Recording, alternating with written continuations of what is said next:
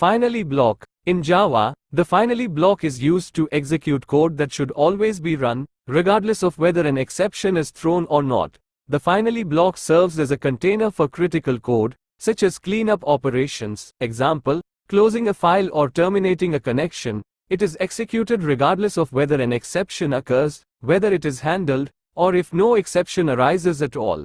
The finally block encapsulates essential statements, ensuring their execution irrespective of the program's exception handling flow. In this example, we have a divide method that divides two numbers. In the main method, we call the divide method with arguments 10 and 2, which will not throw an arithmetic exception.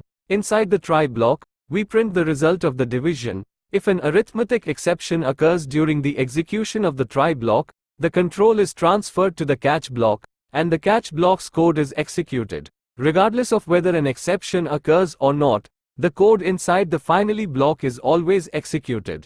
In this example, even though there's no exception thrown, the finally block is still executed, and the message, finally block executed, is printed. The finally block is often used to release resources, close connections, or perform cleanup tasks that should always be done, regardless of whether an exception occurs or not.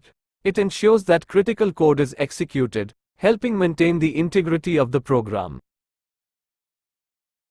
See you again. Thank you.